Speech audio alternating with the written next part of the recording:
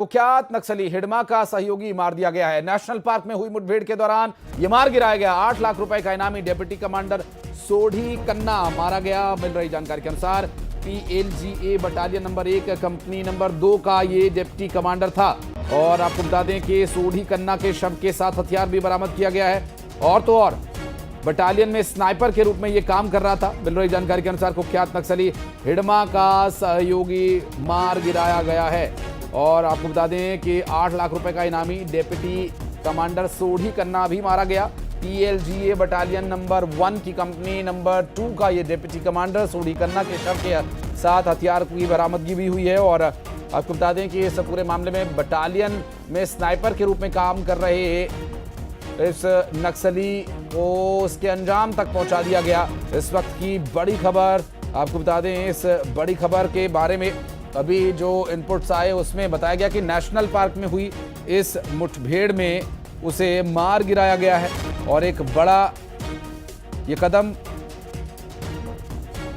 जिससे national park में हुई मुठभेड़ के बारे में अब ये कहा जा सकता है कि बहुत बड़ी कार्रवाई ये हुई है अभी तक। हालांकि इस पूरे घटनाक्रम के सामने आने के बाद से लगातार नक्सली खेमे में खलबली मची हुई है। और अभी बीजापुर से इस पूरे मामले में कार्रवाई की जो तस्वीरें सामने आई हैं उसके बाद की वो भी आपको दिखा रहे हैं। और नेशनल पार्क में हुई मुठभेड़ के दौरान जो कुछ हुआ इसके बारे में और डिटेल लेने के लिए चलेंगे हमारे सहयोगी रंजन दास इस वक्त हमारे साथ जुड़ गए हैं। रंजन, एक स्नाइपर हिडमा का करीबी और एक नक्सली जो CCM मडावी हिडमा का सहयोगी भी था, एक बड़ी कहा जा सकता है कि ये कार्रवाई।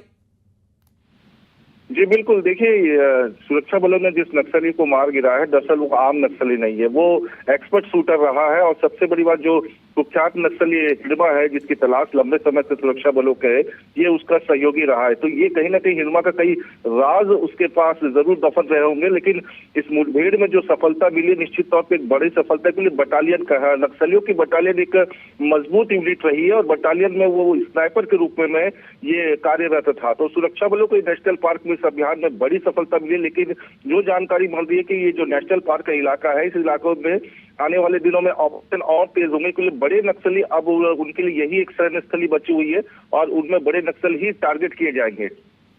निश्चित रूप से। और इस ऑपरेशन के दौरान जो ये बड़ी कामयाबी हाथ लगी है, लेकिन रंजन अभी क्या मौसम क्या साथ दे रहा है वहाँ पर, किस तरह की परिस्थितियाँ हैं, क्या खबरें हैं, मौसम साथ दे रहा है क्या वहाँ पर?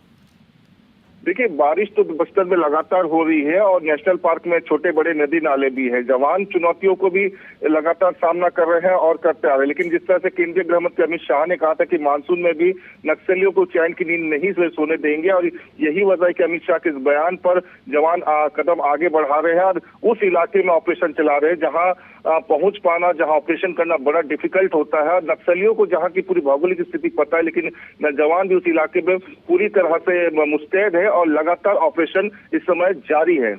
स्वाभाविक रूप से। और इस पूरे ऑपरेशन के दौरान अब आगे और क्या कुछ कामयाबी हाथ लगती है ये भी देखने का विषय होगा। लेकिन अब तक मिली जानकारी के अनुसार जो ये कार्रवाई हुई है, बड़ी कार्रवाई हुई है और इससे निश्चित रूप से नक्सली मोर्चे पर एक बड़ी कामयाबी तो मिली ही है। आगे नक्सलियों के भी इससे हौसले पस्त होंगे। बहुत शुक्रिया आपका रंजन इस पूरे मामले पर जानकारी देने के लिए। और अब बढ़ते हैं आगे, फटाफट अंदाज में दिखाते हैं आपको अहम खबरें।